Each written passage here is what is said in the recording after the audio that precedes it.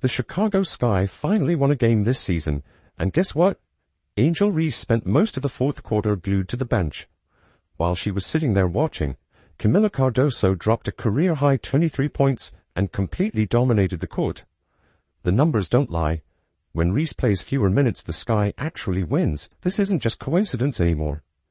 We're about to break down exactly how the Sky discovered their winning formula, and it has everything to do with rejecting their supposed superstar, Angel Reese. You know what happened in the fourth quarter that nobody saw coming? Coach Tyler Marsh made a decision that sent shockwaves through the arena. Angel Reese, the supposed star player, found herself watching the game's most crucial moments from the sideline while her teammates fought for their first win. This wasn't just a quick substitution or rest period. Reese was genuinely benched during crunch time, and the reasons behind it tell a bigger story about what this team actually needs to succeed. Guess what did not happen? No double-double for Angel Reese equals victory for the Chicago Sky. She should be your fourth or fifth offensive option, because she can't shoot. She still couldn't shoot last night. That's just the fact. She still could not shoot the basketball. The numbers leading up to this moment paint a clear picture. Reese's 2-for-6 shooting performance and forced shots were becoming a pattern that Coach Marsh couldn't ignore anymore. She went scoreless in the first quarter, missing all 3 of her shots. By halftime, she had managed just 1 point. Her 33% shooting percentage was dragging down an offense that desperately needed every basket they could get. This wasn't just an off night. This was Angel Reese forcing plays that weren't there and hurting her team's chances of winning. What made this decision even more significant was the timing. This was Reese's first professional matchup against Paige Bueckers, adding extra pressure and scrutiny to every possession. While Bueckers was putting up 15 points with 8 assists and playing like a complete player, Reese was struggling to find any offensive rhythm. The comparison was brutal, and it was happening on live television for everyone to see. But she's not efficient at all, and the lack of efficiency in her shooting leads to losses. Right here, 97-92, this was in Chicago. Let's just scroll down here. Angel Reese, 25 minutes, 2 of 6 from the field, 33%. You're 6'4", 33%. I mean, honestly, 9 rebounds, 5 assists, 6 points. You're right in your lane. Yeah, you're right in your lane. Coach Marsh's post-game comments revealed her thinking behind the benching. He emphasized Reese's need to focus on rebounding and facilitating rather than forcing offensive plays. Marsh said, "I think that's who Angel is, in the best way. That's what her skill set allows her to be. We shouldn't just look at her as a rebounder or just as a scorer." He also mentioned that Reese was dealing with some discomfort in her hand, which might explain some of her shooting struggles. But let's be real. Is this just another excuse?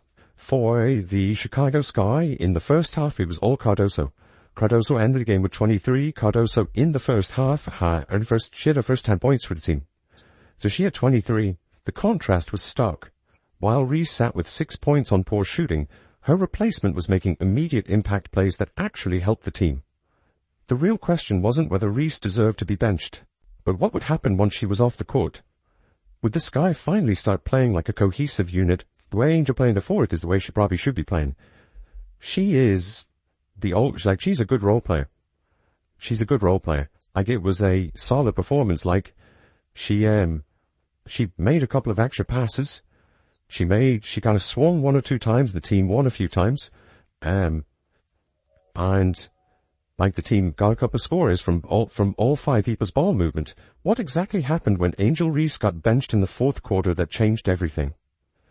The Sky's offense immediately became more fluid. Ball movement improved, and they outscored Dallas in the final period.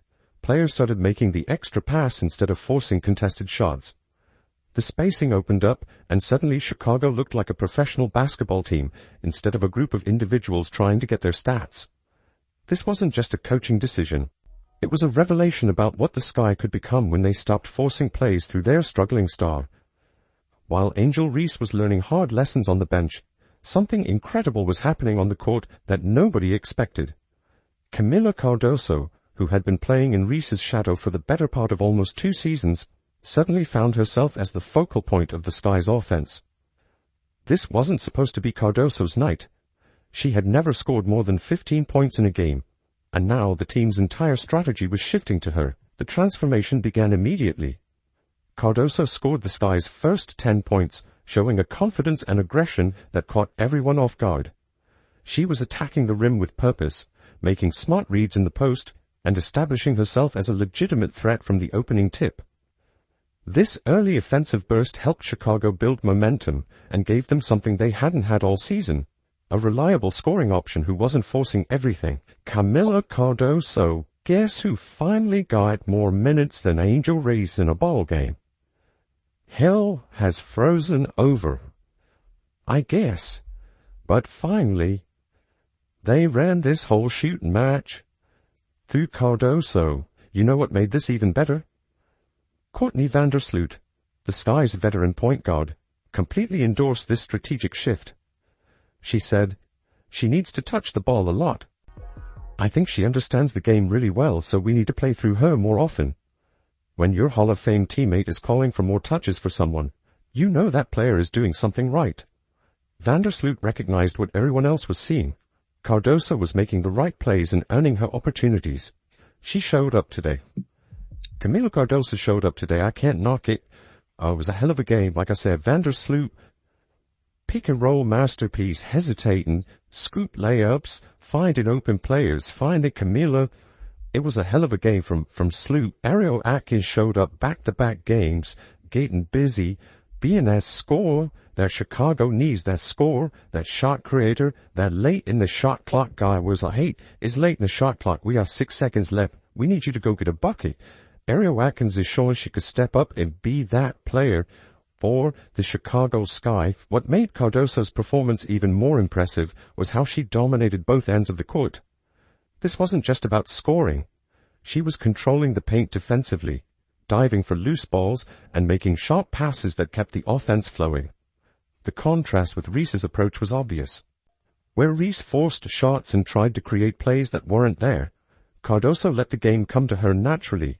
9 of 13, 69% from the field, 83% from the line, 8 rebounds, 23 points. She was dominant last night. Dominant. Let's look at it a little bit. Here at Wintrust and that quick move and quick sky. Wings and Sky. The wings, like I mentioned. I mean, she was down. Look at it. Inside, close to the basket. Misses one. There's Angel. Angel actually threw the ball back to Kamilla.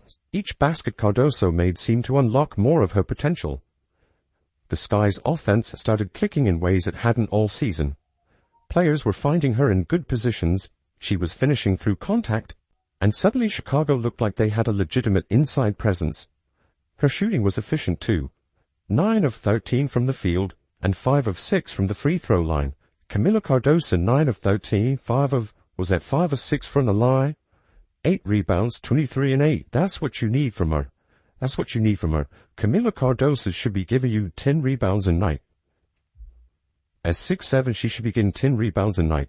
Now this is what frustrates people with Kamilla Cardoso. She'll have a game like this, 23 and 8, and then you don't know what you're going to get from her next game. Kamilla might go for 6 points and 3 rebounds next game. She got to start demonstrating a level of consistency that the coach and the Sky fans can rely on. How did Kamilla Cardoso explode for a career-high 23 points the moment Reese stepped back? With Reese's reduced role, Cardoso got more touches in the post, better positioning, and the team's full offensive support. The ball wasn't being forced through a struggling player anymore. Instead, it was going to someone who was actually making plays and helping her team win. Cardoso said after the game, "I finally saw the work that I put in during off-season translate to this game. This performance proved that the Sky's future might not revolve around their supposed star, but around a player who was ready to step up when given the opportunity." We've seen Kamilla, let me just pause it. We've seen Kamilla trailing Angel a lot lately, and or cutting around the basket while Angel's down here and she keeps throwing up shots and keeps missing. Angel actually threw the ball back to Kamilla, and it worked. Right here, oh, I miss a layup, I get my own rebound, guess what? One shot, it's back in. One shot, it's back in. Here's where things get really interesting. The statistical evidence that's been building all season just became impossible to ignore. Angel Reese's performance against Dallas wasn't just a bad game. It was part of a troubling pattern that the numbers reveal clearly. While fans and media have been making excuses for Reese's struggles, the cold hard data tells a story that's becoming harder to defend. Reese's 6 points, 9 rebounds, and 5 assists in 25 minutes might look decent on paper, but her shooting efficiency and decision-making were concerning. She shot just 2 for 6 from the field, which translates to a brutal 33.3% shooting percentage. This wasn't some fluke either. Reese went scoreless in the first quarter, missing all 3 of her attempts. By halftime, she had managed just 1 measly point. These aren't the numbers you expect from someone who's supposed to be carrying your offense. The viral moment that summed up her entire night happened when Alyssa Smith blocked Reese's layup attempt.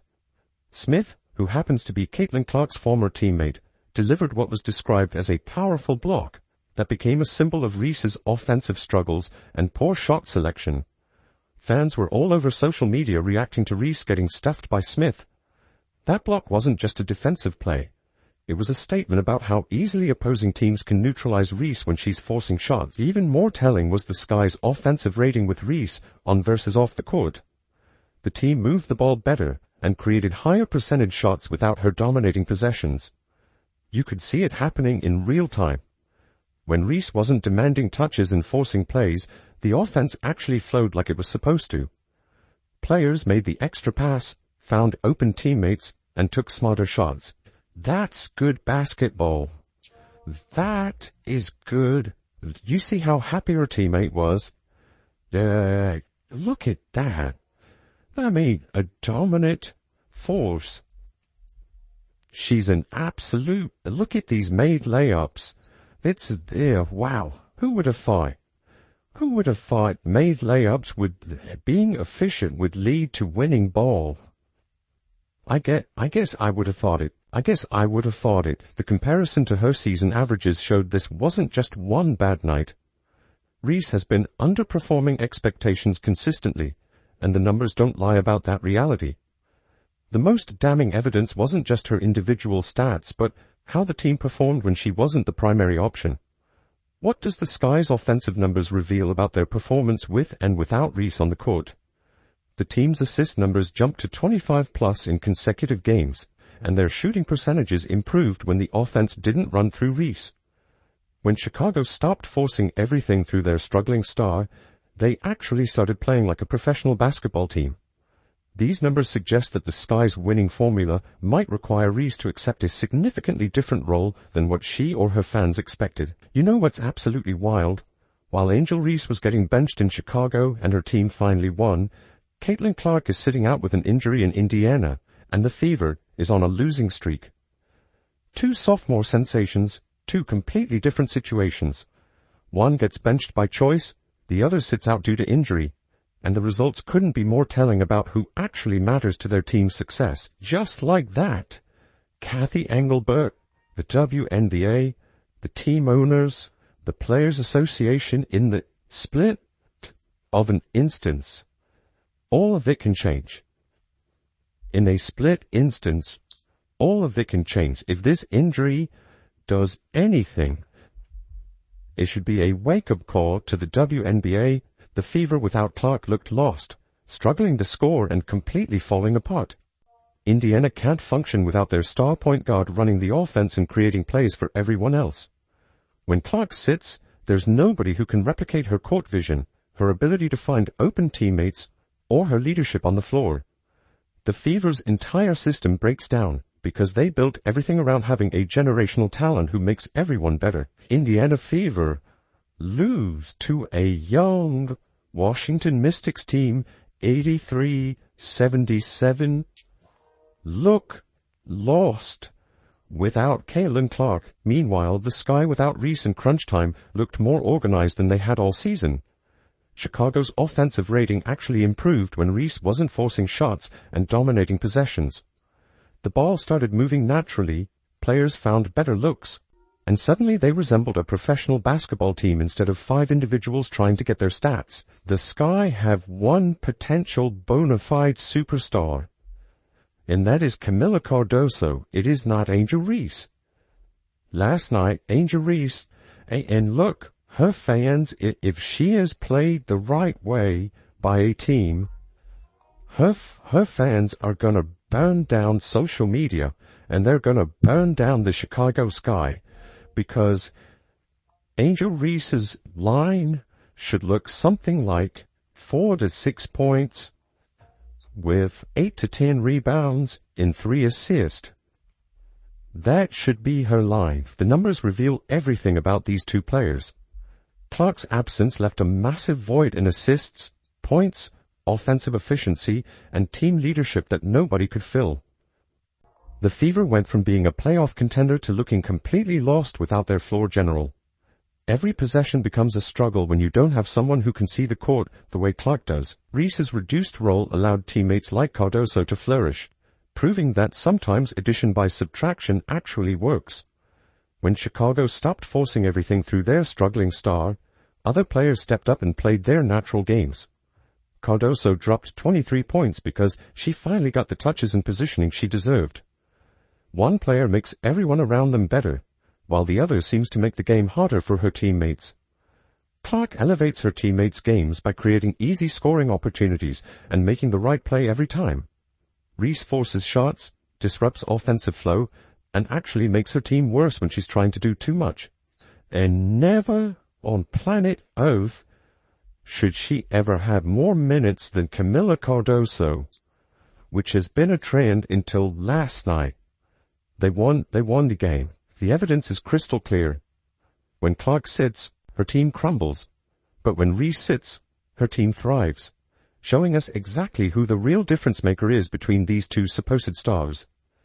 The Chicago Sky's first win of 2025 revealed a truth that's going to reshape their entire season. Sometimes the best thing a struggling star can do is step aside. While teams like the Fever are building around players who elevate their teammates, the Sky just discovered that their path to success might mean limiting their supposed superstar's role. When Reese sits, Chicago wins. When she plays heavy minutes, they lose. If this pattern continues, we might be watching the beginning of Angel Reese's reality check and Kamilla Cardoso's rise to stardom.